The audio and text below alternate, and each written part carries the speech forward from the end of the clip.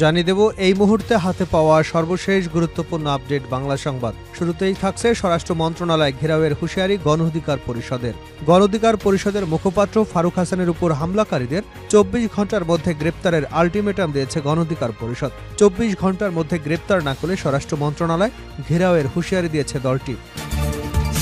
এবারে জানাবো সৌদি রাষ্ট্রদূতের অভিযোগ, কয়েকবার চেষ্টা করেও বাংলাদেশে বিনিয়োগের অনুমতি পায়নি আরামকো। বিশ্বের সর্ববৃহৎ তেল কোম্পানি আরামকো কয়েকবার বাংলাদেশে বিনিয়োগের চেষ্টা করেছিল, কিন্তু সেসব চেষ্টায় তাদের স্বাগত জানানো হয়নি বলে অভিযোগ করেছেন বাংলাদেশে নিযুক্ত সৌদি রাষ্ট্রদূত ইসা বিন ইউসুফ আল দুহাইলান। বাংলাদেশের কিছু মানুষ ব্যক্তি স্বার্থে বিদেশি বিনিয়োগকারীদের নিরুৎসাহিত করেছে বলেও জানিয়েছেন তিনি।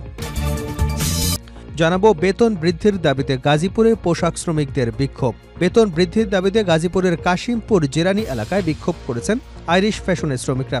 তারা আন্দোলনে যোগ দিতে আশপাশের কারখানার গেটে গিয়ে স্লোগান দিয়ে আহ্বান জানায়। এর জেরে বেশ কয়েকটি কারখানায় রবিবার ছুটি ঘোষণা করে কর্তৃপক্ষ। এদিকে মুন্সিগঞ্জে নিষিদ্ধ ছাত্রলীগের সঙ্গে ছাত্রদলের সংঘর্ষ, আহত ১০। মুন্সিগঞ্জ পলিটেকনিক্যাল ইনস্টিটিউটে ছাত্রদলের সঙ্গে নিষিদ্ধ সংগঠন ছাত্রলীগ কর্মীদের মধ্যে সংঘর্ষ হয়েছে। এতে অন্তত ১০ জন আহত হয়েছেন। রোববার দুপুর ১:৩০টার দিকে কলেজে ছাত্রলীগ কর্মীদের পরীক্ষা দেওয়াকে কেন্দ্র করে এ ঘটনা ঘটে। এবারে থাকছে আমরা বেশি দিন থাকবো না, সুন্দর পথ করে দিয়ে যাব উপদেষ্টা। আমরা সংস্কারের লক্ষ্যে ১ থেকে ১.৫ বছরের জন্য এসেছি। আমরা বেশি দিন থাকবো না, এখানে বেশি দিন থাকার জন্য আসিনি। আমরা কিছু ভালো কাজের উদাহরণ রেখে দিতে চাই, একটি সুন্দর পথ তৈরি করে দিতে চাই, যেই পথ ধরে আগামী প্রজন্ম বাংলাদেশকে এগিয়ে নিয়ে যেতে পারে। এবং সর্বশেষ জানাবো আন্তর্জাতিক সংবাদ, আরও $৮ বিলিয়ন সামরিক প্যাকেজ। গাজা সংকট সত্ত্বেও ইসরায়েলকে যুদ্ধবিমান গোলাবারুদ দিয়ে যাচ্ছে আমেরিকা। গাজায় ইসরায়েলি যুদ্ধ অপরাধের ব্যাপারে আন্তর্জাতিক উদ্বেগ উপেক্ষা করেই দখলদার দেশটির কাছে আরও $৮ বিলিয়ন অস্ত্র বিক্রি করছে আমেরিকা। জো বাইডেন প্রশাসন সম্প্রতি এ সংক্রান্ত প্রস্তাব সম্পর্কে মার্কিন কংগ্রেসকে অবহিত করেছে। এতক্ষণ শিরোনাম শুনছিলেন, এবার বিস্তারিত। প্রিয় দর্শক, আপনি যদি এই চ্যানেলে নতুন হয়ে থাকেন, ভিডিওটি দেখতে দেখতে চ্যানেলটি সাবস্ক্রাইব করে আমাদের সঙ্গে থাকুন। আর এই ভিডিও সম্পর্কে আপনি আপনার মূল্যবান মতামতটি কমেন্ট বক্সে জানিয়ে দিন। আর হ্যাঁ প্রিয় দর্শক, জানিয়ে দিন ভিডিওটি কোথা থেকে দেখছেন। স্বরাষ্ট্র মন্ত্রণালয় ঘেরাওয়ের হুঁশিয়ারি গণ অধিকার পরিষদের মুখপাত্র ফারুক হাসানের উপর হামলাকারীদের ২৪ ঘণ্টার মধ্যে গ্রেপ্তারের আলটিমেটাম দিয়েছে গণ অধিকার পরিষদ। ২৪ ঘণ্টার মধ্যে গ্রেপ্তার না করলে স্বরাষ্ট্র মন্ত্রণালয় ঘেরাওয়ের হুঁশিয়ারি দিয়েছে দলটি। রোববার কেন্দ্রীয় শহীদ মিনারে ফারুক হাসানের উপর হামলার প্রতিবাদে ও হামলাকারীদের গ্রেপ্তারের দাবিতে আয়োজিত বিক্ষোভ সমাবেশে এ দাবি জানায় দলটি। বিক্ষোভ শেষে গণ অধিকার পরিষদের সভাপতি নুরুল হক নূরের নেতৃত্বে একটি মিছিল শাহবাগ থানার দিকে যায়। সমাবেশে নূর বলেন, আগামী ২৪ ঘণ্টার মধ্যে হামলাকারীদের যদি গ্রেপ্তার করা না হয় তবে আমাদের নেতাকর্মীরা ব্যবস্থা নেবে। বারবার সার্জিসের নাম আসছে এ হামলার নেপথ্যে। আশা করি সে তার অবস্থান ক্লিয়ার করবে।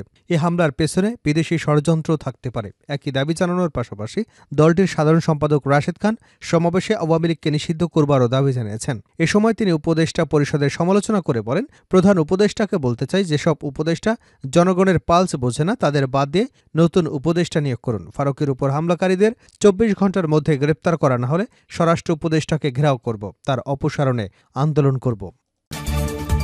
সৌদি রাষ্ট্রদূতের অভিযোগ, কয়েকবার চেষ্টা করেও বাংলাদেশের বিনিয়োগের অনুমতি পায়নি আরামকো। বিশ্বের সর্ববৃহৎ তেল কোম্পানি আরামকো কয়েকবার বাংলাদেশে বিনিয়োগের চেষ্টা করেছিল, কিন্তু সেসব চেষ্টায় তাদের স্বাগত জানানো হয়নি বলে অভিযোগ করেছেন বাংলাদেশে নিযুক্ত সৌদি রাষ্ট্রদূত ইসা বিন ইউসুফ আল দুহাইলান।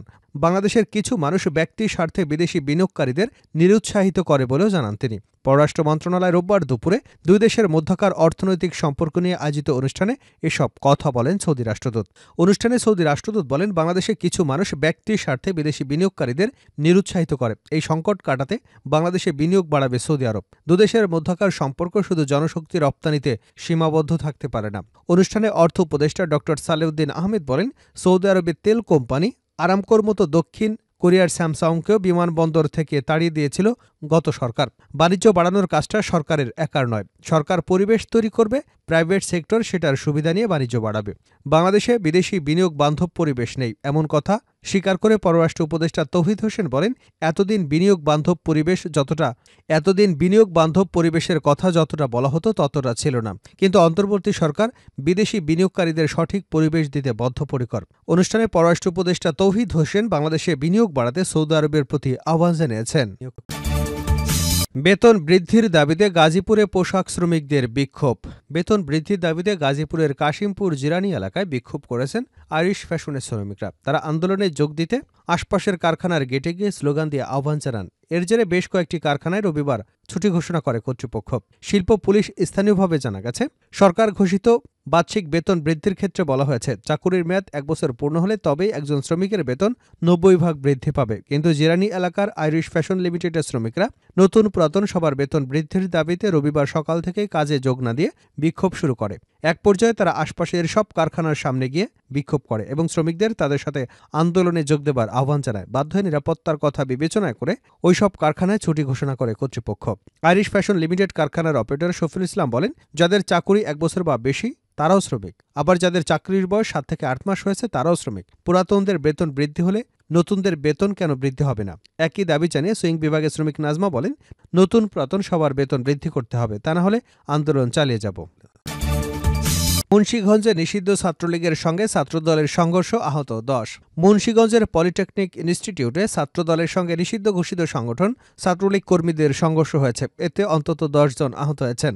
রোববার দুপুর 1:30টার দিকে কলেজে ছাত্রলীগ কর্মীদের পরীক্ষা দেওয়াকে কেন্দ্র করে এ ঘটনা ঘটে। আহতদের মধ্যে গুরুতর অবস্থায় এক ছাত্রদল কর্মীসহ 2 জনকে মুন্সিগঞ্জ জেনারেল হাসপাতাল থেকে ঢাকায় নেওয়া হয়েছে। বাকিরা স্থানীয়ভাবে চিকিৎসা নিয়েছেন। এ ঘটনার পর বিশৃঙ্খলায় জড়িত সন্দেহে 9 জনকে হেফাজতে নিয়েছে পুলিশ।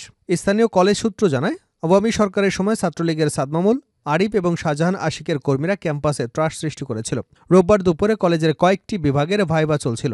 এ সময় আরিফ এবং আশিকের পক্ষের কিছু ছাত্রলীগের কর্মী ক্যাম্পাসে উপস্থিত হলে শিক্ষার্থী এবং ছাত্রদল কর্মীরা প্রতিবাদ জানালে উত্তেজনা তৈরি হয়। কিছুক্ষণ পর বহিরাগতরা এসে ছাত্রলীগের পক্ষ নেয়। পরে উভয় পক্ষে সংঘর্ষ বেঁধে যায়। এ সময় ছাত্রদলের 4 কর্মী, ছাত্রলীগের 2 জন সহ সাধারণ শিক্ষার্থীরা আহত হন। পরে পুলিশ এবং সেনাবাহিনী ঘটনাস্থলে থেকে আহতদের উদ্ধার করে মুন্সিগঞ্জ জেনারেল হাসপাতালে পাঠায়। এ ঘটনায় পাল্টাপাল্টে অভিযোগ করেছেন আহতরা। অপহৃত ছাত্রদল কর্মী আলামিন বলেন, ক্যাম্পাসে ছাত্রলীগ কর্মীরা প্রবেশ করলে সবাই তার বিরোধিতা করে। এ সময় ছাত্রলীগ কর্মীরা ফোন দিয়ে বহিরাগতদের ডেকে নেয়। পরে বহিরাগতরা এসে ব্যাপক মারধর করেন। এ বিষয়ে সদর থানার পরিদর্শক সজীব দে জানান, দুপুরে নিষিদ্ধ ঘোষিত সংগঠন ছাত্রলীগের কিছু কর্মী শিক্ষা প্রতিষ্ঠানটিতে উপস্থিত হলে সাধারণ শিক্ষার্থী এবং স্থানীয়রা তাদের নিবৃত্ত করবার চেষ্টা করে। আহতদের হাসপাতালে পাঠানো হয়েছে। এ বিষয়ে আইনগত ব্যবস্থা প্রক্রিয়াধীন। সর্বশেষ জানাবো, গাজা সংকট সত্ত্বেও ইসরায়েলকে যুদ্ধবিমান, গোলাবারুদ দিয়ে যাচ্ছে আমেরিকা। গাজায় ইসরায়েলি যুদ্ধাপরাধের ব্যাপারে আন্তর্জাতিক উদ্বেগ উপেক্ষা করে দখলদার দেশটির কাছে আরও $8 বিলিয়ন অস্ত্র বিক্রি করছে আমেরিকা। জো বাইডেন প্রশাসন সম্প্রতি এ সংক্রান্ত প্রস্তাব সম্পর্কে মার্কিন কংগ্রেসকে অবহিত করেছে। এই চুক্তি বাস্তবায়নে হাউস অব রিপ্রেজেন্টেটিভ এবং সিনেট কমিটির অনুমোদন প্রয়োজন, যার মধ্যে যুদ্ধবিমান, সামরিক হেলিকপ্টারের জন্য গোলাবারুদ এবং আর্টিলারি শেল অন্তর্ভুক্ত। এই প্যাকেজটিতে ছোট আকারের বোমা এবং ওয়ারহেডও অন্তর্ভুক্ত রয়েছে।